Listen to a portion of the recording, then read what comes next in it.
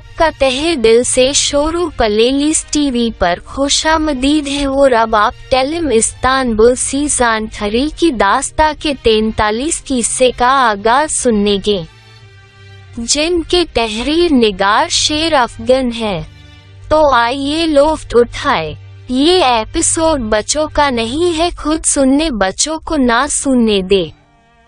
और जहान डिमला कराचाई को शॉपिंग मॉल ले आके कार रोक लेता है।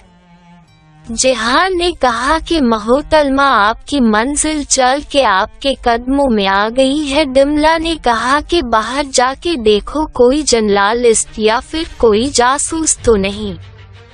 मैं सितार बनने से पहले मीडिया की जीनत नहीं बनना चाहती। पर डिमला निकलने का नाम ना लेके जब तक जहान ना निकला। और जहान ने चारों तरफ देख के कहा, क्या है मैडम, यहाँ ऐसा कोई शख्स नहीं जो आप डरा और धमका सके। फिर भी मुंह झुकाए निकली। और डिमला ने चलते हुए कहा कि तुमने कहा था यहाँ कोई नहीं है तो सब के सब, इसके अलावा यहाँ का चौकीदार भी हमें देख रहा है। तो जहान बोला कि ये लोग तुम्हें डिमला कराचाई की नज़र से नहीं देख रहे बल्कि उस हसीन और जमील लड़की की तौर पर देख रहे जो एक साबिक टोटी फोटी टैक्सी से निकली है। दूसरी तरफ जब वो बैग उठाए अपने कमरे में दाखिल हुआ तो एक खादिमा बेलिबास और चादर तान किए यूनुस के बिस्तर पे मौजूद थी। फिर उठकर करीब आके चादर की गिरा खोली और चादर जमीन पे जा लगी।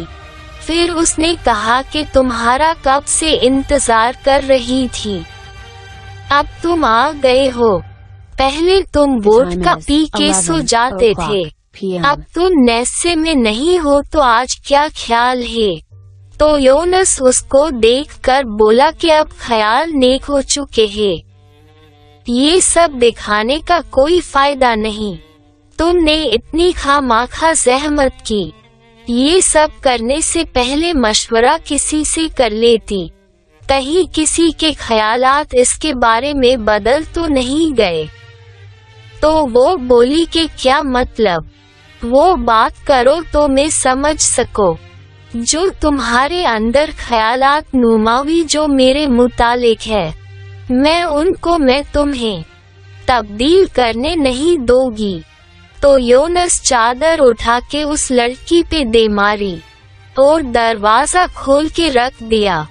उस लड़की ने कहा कि ये सब कुछ तुम नए आई हुई लड़की की खातिर कर रहे हो ना, जिसका नाम जेमरे है ना।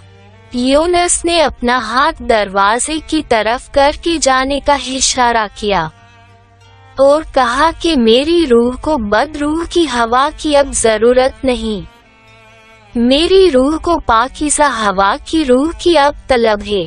वो लड़की 2-4 आंसू के कतरे में अपनी आंखें भीगा के अपने कपड़े उठाए चली गई।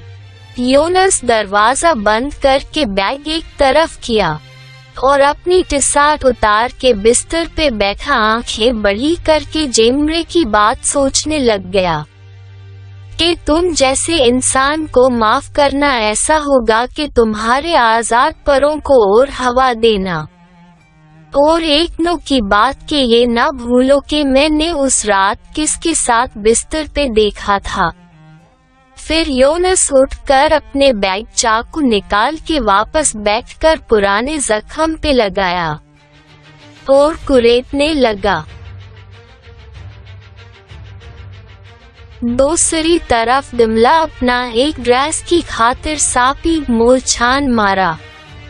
आखिर 2 ड्रेस जहान को दिखाए तो जहान ने कहा कि क्या मैं बताऊं, इस मामले में तुम्हारी मदद नहीं कर सकता, हो सके तो किसी खवातीन की मदद ले लो। वैसे भी देखा जाए इन कपड़ों को पहनने के लिए काबिल नहीं। तो डिमला बोली कि इन कपड़ों में ऐसी क्या कमी है जिसके बिना पर ये नाकाबिल है। तो जिहान ने कहा कि हम अपना वाजूद लिबास से ढांपते हैं कि किसी को अपना वाजूद नजर ना आए। तो डिमला ने कहा कि जिहान, ये तुम्हारा आबाई देहात नहीं जिसकी सकाफत यहाँ चले, ये इस्तांबुल है मेरी जान। इन कपड़ों से ही काम दाम और दारो मदार है। तुम पुराने ख्यालात के मालिक हो। मैं ऐसी करती हूँ, मैं ये दोनों ले लेती हूँ। अब डिमला काउंटर पे पहुँची तो डिमला के पास क्रेडिट कार्ड ना था। डिमला ने कहा कि क्रेडिट कार्ड डालना भूल गई। तो जिहान अपने वालिद से पैसे दिए तो अकाउंटर बोली कि ये रकम नाकाफी है। तो जिहान बोल पड़ा कि ये 2 ही कपड़े हैं, इतने छोटे, इतने टन के फैपरों में हवा आती नहीं, इनके इतने पैसे। तो वो बोली कि सर, हम छोटा हो या बड़ा कपड़ा नहीं देखते, हम मियार को तरजीह देते हैं। लो भाई, तुम आखिर कौन सा मुवाद लगा कि ये कपड़े इतने महंगे कर देते हो, खास करके इन औरत जात के। डिमला, मैंने पहले ही कहा था कि इन औरत जात के मामले में मुझे आगे ना करो। तो डिमला ने कहा कि जिहान रुको, तुम इधर आओ, तुम जज्बात में, तुम कमज़द बातें कर रहे हो, पैसे नहीं है तो बता दो कि तुम यो अपना तमाशा ना बनाओ। तो जिहान ये बोल के हम लोग ऐसी ही बातें करके नाप तोल करके खरीदते हैं। तो जिहान अकाउंटर के पास जाके अपना बटुआ खाली कर देता है। फिर भी अकाउंटर बोल पड़ा, इतने में तो एक ही टोप आएगा। तो जिहान बोला कि लगता है तुम लोग औरत जात से ही कमाते हो। तो डिमला बोल पड़ी, ये मेरे कराची होल्डिंग का नंबर है, आप इनसे राबता करें। तो जिहान बोला, रुको मैं अभी आता हूँ। जियोली शाप जाके अपनी चैन गिरवी रखवाता है। थोड़ी देर बाद डिमला इंतजार करते करते कहा कि आप इस नंबर पे रब्ता करें। वो करता है। रब्ता ना होने की सूरत में वो बोला, सूरी मोहतरमा, आपकी कराची होल्डिंग की हेल्पलाइन मुसलसल बंद जा रही है। डिमला ने कहा कि ऐसे कैसे हो सकता है। फिर ने खुद से रब्ता किया पर हेल्पलाइन बंद थी। फिर डिमला बोली, 2 बजाय 1 पैक कर दो। इतने में जिहान आ जाता है। तो अब डिमला बोली कि अब दोनों पैक कर दो। जिहान को डिमला ने चलते हुए कहा कि तुम्हारे पास इतने कम वक्त में इतनी रकम कहाँ से आई। तो जिहान बोला, मेरी कार में रखे थे। तो डिमला ने कहा, घर जाके वसूल कर लेना। तो जिहान बोला कि ये मेरा कर्ज समझ लो, आधा तो तुमको बचाते पूरा हो गया था। दूसरी तरफ यूनुस किचन में पानी पी के अपने कमरे में जा रहा था। तो यूनुस की नजर जेमरे के कमरे का दरवाजा खोला था। तो यूनुस जेमरे की अदम मौजूदगी पर कमरे का दरवाजा बंद करने लगा। तो यूनुस की नजर जेमरे की फैमिली फ्रेम पे पड़ी। तो यूनुस ने नदीम की तस्वीर देखकर कहा कि मानना पड़ेगा, मुझसे ज्यादा हैंडसम नौजवान इस दुनिया में थे। इतने में जेमरे के एकदम खदीमा आ जाती है, बोलती है कि यूनुस साहब आप यहाँ। तो यूनुस के हाथ से तस्वीर गिरकर टूट जाती है। तो यूनुस बोला कि मैं क्या किसी और के घर में हूँ, मैं अपने घर में हूँ। आपका यो तेज तरार आवाज से अचानक यो बोलना जरूरी था। तो खदीमा बोली कि यूनुस साहब हमें माफ कर दो, हम अपनी जबान कब्बो नहीं रख पाए। तो यूनुस ने टूटा हुआ फ्रेम उठाया, तस्वीर निकाल के अपनी जेब में डाल दी और कहे कि ये साफ करके जाओ। अब सीधा जा रहा था। अब यूनुस की नजर आयशा के कमरे में पड़ी। तो यूनुस खो गया कि 6 साल पहले उस रात की बात है। यूनुस ड्रिंक करके आयशा के कमरे में आया था। आयशा टेडी बेयर लेकर अपने बिस्तर बैठकर सो रही थी। तो यूनुस बोला, देखो जनाब, हम आतिशे दरिया की 2-4 बोतलें पी के अपने आप को जाला के आए हैं। और इस मुहतरमा को देखिए 18 साल की हो गई है, मगर बच्चों की तरह दूध पीती है। देखो जरा इस लड़की को, जरा क्या खूब सो रही है। ऐसा देख रहा है कि नशा करके सो रही है। तो यूनुस आयशा के बाल पकड़ के जगाता है और कहता है कि मुझे ऐसा क्यों लगता है जैसे हेसा से कमतरीन, ऐसा कुछ। रोटी खाओ, ऐसा लगता है कि किसी और की रोटी खींच के खा रहा हूँ। अपने बाप से एक रीरा भी अपने बाप से मांगो तो ऐसे लगे मैं किसी और के बाप से मांग रहा हूँ। तुम मुस्कुरा रही हो, अरे किसे कह रहा हूँ, जिन्हें ऐसा से कमतरीन देखी ना हो। तुम्हें तो बैठे बैठाए हर चीज मिल जाती है। मुहतरमा आयशा इल्मास नहीं, तुम अब आयशा इल्दीस बनने जा रही हो। ये ऐसा से कमतरीन खत्म करने के खातिर और अपने बाप के दिल में जगह बनाने के खातिर एक ऐसी लड़की से ताल्लुकात क़याम करने पड़ेंगे जिसका ज़हन कमतरीन है, जो दुनिया उसे पागल या दीवानी कहती है।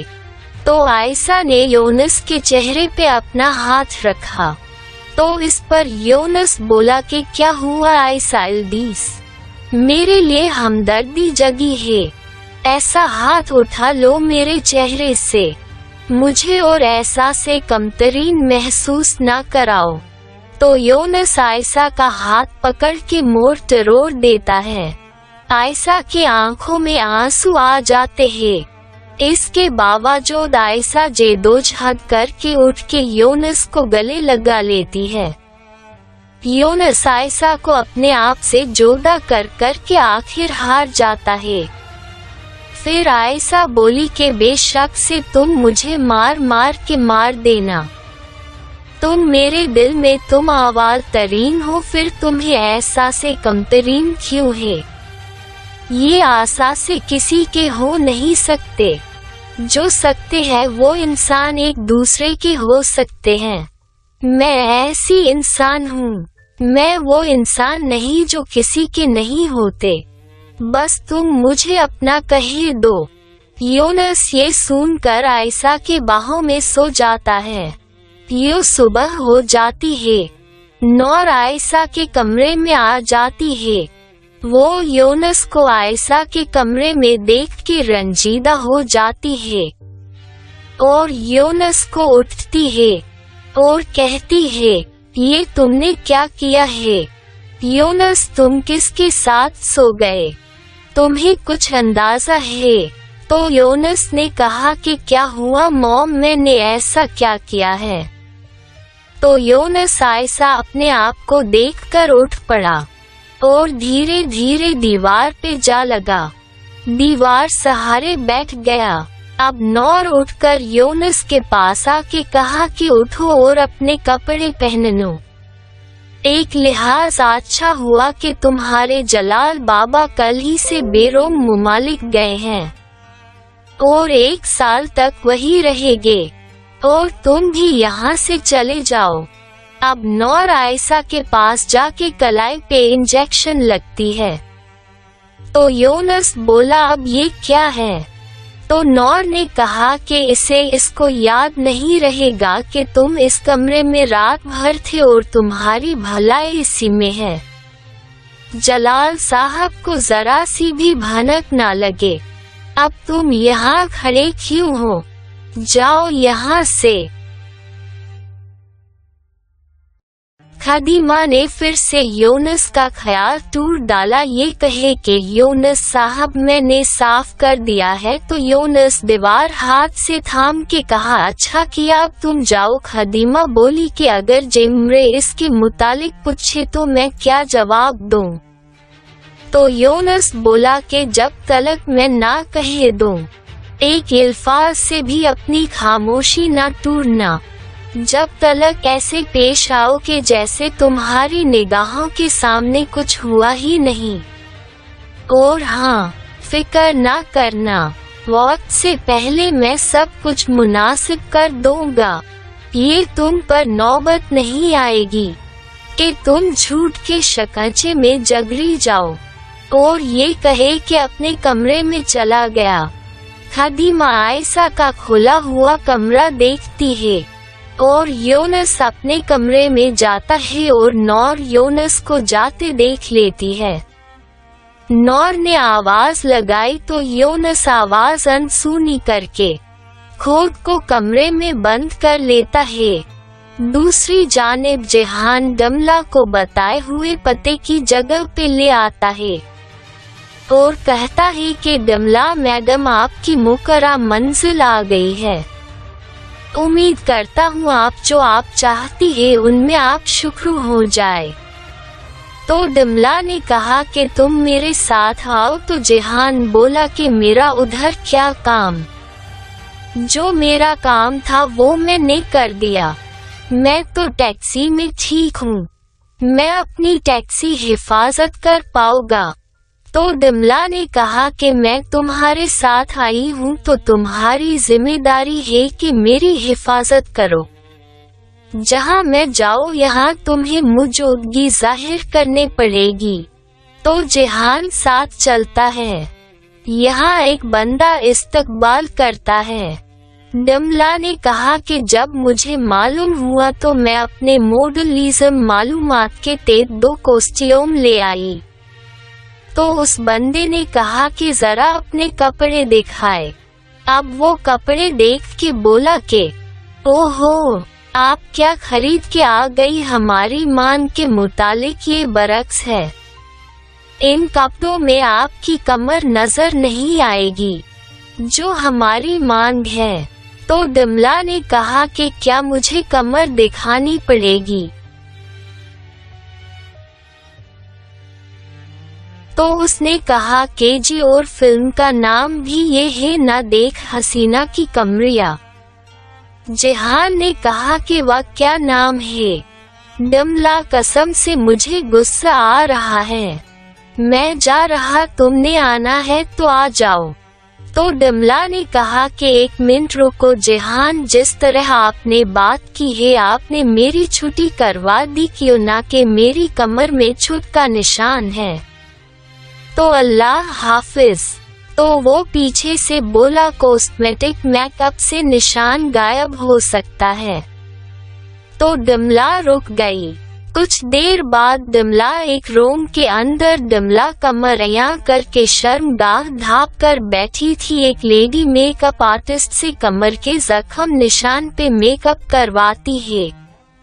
इतने में जेहान दमला के लिए जूस ले आता है। दरवाजा थोड़ा सा खोला था।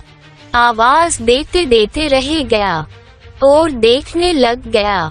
जेहान के हाथ ढीले होने लगे तो जोश नीचे गिरने लगा। हाथ पे गिरा तो होश आया। फौरन दरवाजा बंद करके अपने मान में कहा कि किसी इजाद का ख्याल तक नहीं है, दरवाजे पे लॉक है पर लगाते नहीं है। लेडी बोली कि ये दिलकश इंसान कौन है जिसने देखकर दरवाजा बंद कर दिया?